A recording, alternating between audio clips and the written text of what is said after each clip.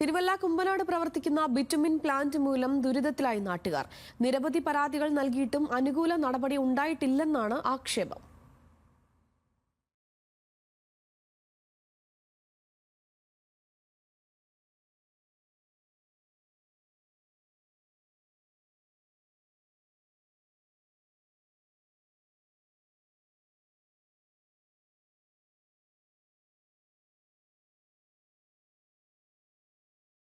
Bitumen plant പ്രവർത്തിക്കാൻ തുടങ്ങിക്കഴിഞ്ഞാൽ പരിസരത്തെങ്ങും നിൽക്കാൻ പോലും കഴിയില്ലെന്നാണ് നാട്ടുകാർ പറയുന്നത്.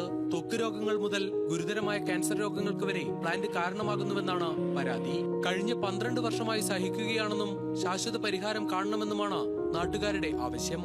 വർത്താനം പറയുമ്പോൾ തന്നെ ബുദ്ധിമുട്ടുണ്ട്. അങ്ങനെയൊക്കെ ഉള്ള സ്ഥിതിയാണ് ഞങ്ങളിപ്പോൾ ഇവിടുന്ന് ഇവിടെ 3 സെന്റ് വാങ്ങിക്കാനുള്ള കഴിവുണ്ടായിരുന്നു. ഞങ്ങൾ ഇവിടെ മാറി പോയേനെ. പക്ഷേ അങ്ങനെയുള്ള കഴിവില്ല. ഞങ്ങൾ ഉണ്ടെങ്കിൽ ഇവിടെ ഈ വെള്ളം പോലും കിട്ടാന്നിടത്ത് ഞങ്ങൾ ഇങ്ങനെ കിടക്കത്തില്ല. 2012 ബിറ്റുമിൻ പ്ലാന്റ് പ്രവർത്തനം തുടങ്ങുന്നത്. തൊട്ടടുത്ത വർഷം തന്നെ നാട്ടുകാർ പ്രതിഷേധവുമായി രംഗത്തെത്തി.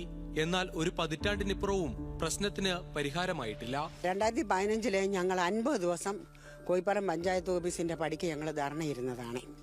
അന്ന് പോലും ഞങ്ങൾക്ക് ആരും ഇതിനൊരു സപ്പോർട്ട് പറയുകയോ ചെയ്യുകയോ ഒന്നും തന്നെ ചെയ്തിട്ടില്ല.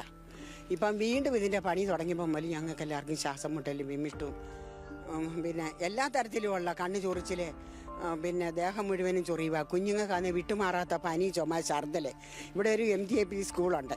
ആ സ്കൂളാണെന്ന് വരി ടീച്ചർമാർ ആ സ്കൂൾ അടച്ചിട്ടാണ് കുഞ്ഞുങ്ങളെ അവിടുത്തെ പഠിപ്പിക്കുന്നത്.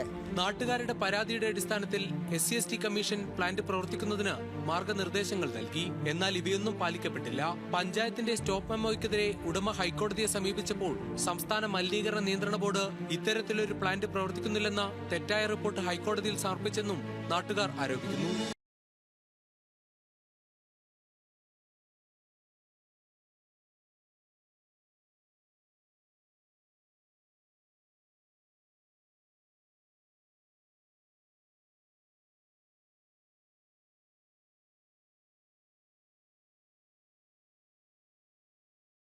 പ്ലാന്റിൽ നിന്നും പുറന്തള്ളുന്ന പുകശ്വസിച്ച് കുട്ടികളും പ്രായമായവരും ഒരുപോലെ രോഗബാധിതരാവുകയാണ്. ഞങ്ങളിവിടെ വന്നത് 6 മാസമായപ്പോഴേ അന്ന് മുതലേ കുഞ്ഞിന് ശ്വാസം മുട്ട. ഈ പുക ആയിക്കഴിഞ്ഞാൽ കുഞ്ഞിന് ശ്വാസം മുട്ട. അപ്പോഴത്തേന് ഞങ്ങൾ കണ്ടിന്യൂസ് ആയിട്ട് ഹോസ്പിറ്റലിൽ പോയിക്കൊണ്ടിരിക്കുക. അപ്പോഴിങ്ങനെ അങ്ങനെ അവസാനം എക്സ്റേ എടുത്തു. കുഞ്ഞിൻ്റെ നെഞ്ച് മൊത്തം ഈ പുകയുടേത്. അപ്പോഴത്തേന് ആശുപത്രിക്കാർ പറയുന്നത് നിങ്ങൾ ഈ പൊടി കുഞ്ഞിനെ കൊണ്ട് ഇവിടെ നിൽക്കാതെ എവിടെയെങ്കിലും മാറി താമസിക്കാനാണ് പറയുന്നത്. പക്ഷേ ഞങ്ങൾക്ക് നിവൃത്തിയുണ്ടെങ്കിൽ ഞങ്ങൾ ഇവിടെ കിടക്കും. അതാണ് എനിക്ക് ചോദിക്കുള്ളൂ. അപ്പോൾ ഞാനിവിടെ സ്കൂളിലും പഠിപ്പിക്കാൻ പോകുന്നുണ്ട്. ഞങ്ങളാണെങ്കിൽ ഈ പുക കഴിഞ്ഞാൽ അവിടെ ടീച്ചർമാർക്ക് എല്ലാവർക്കും വയ്യ, കുഞ്ഞുങ്ങൾക്ക് വയ്യ. പ്രധാനം എന്ന് വെച്ചാൽ സ്കൂളിൽ പിള്ളേരില്ല. പ്രധാനം എന്ന് വെച്ചാൽ അതിൻ്റെ കാര്യം ഡേ ടൈമിലാണ് ഇത് പ്രവർത്തിക്കുന്നത്. ആ സമയത്താകുമ്പോൾ ഇവിടെ ഈ സ്കൂളിൽ ഈ അടുത്തുള്ള വീടുകളിലെ പിള്ളേർക്ക് പോലും ഇവിടെ താല്പര്യമില്ല.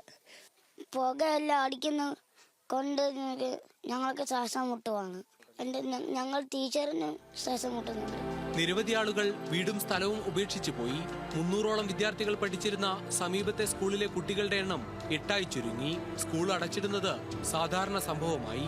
വിദ്യാർത്ഥികളും പലപ്പോഴായി അധികാരികൾക്ക് പരാതി എഴുതി. എന്നാൽ പരിഹാരം മാത്രമുണ്ടായില്ല. നിരവധി സമരങ്ങളും ചെറുത്തുനിൽപ്പുകളും ഇതിനോടകം ഇവർ നടത്തിക്കഴിഞ്ഞു. മുഖ്യമന്ത്രി ഉൾപ്പെടെയുള്ള അധികാരികൾക്ക് പരാതി നൽകി കാത്തിരിക്കുകയാണ് ഈ ജനത.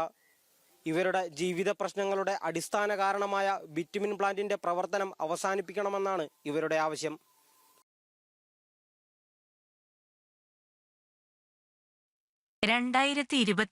ജൂൺ മുതൽ ചോരുന്ന ചിമ്മിനിയുടെ വീഡിയോ ഞങ്ങൾ PCBക്ക് നൽകിയിട്ടുണ്ട്.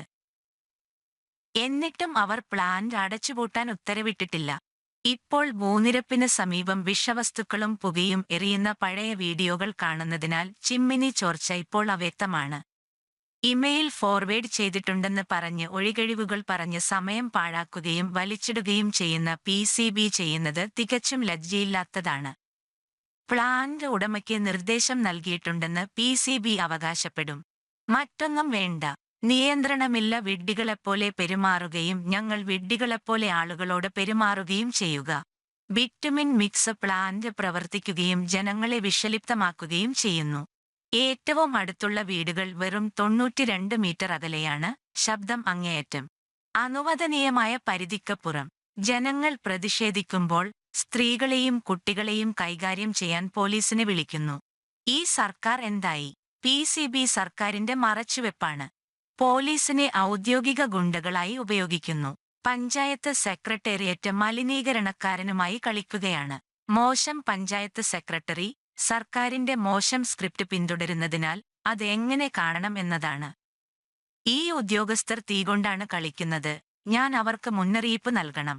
മോശം ഘടകങ്ങളുടെ സഹായത്തോടെ യഥാർത്ഥ അർത്ഥത്തിൽ ഒരു തീവ്രവാദിയായ പൊല്യൂട്ടറെ ഞങ്ങൾ സഹിക്കില്ല.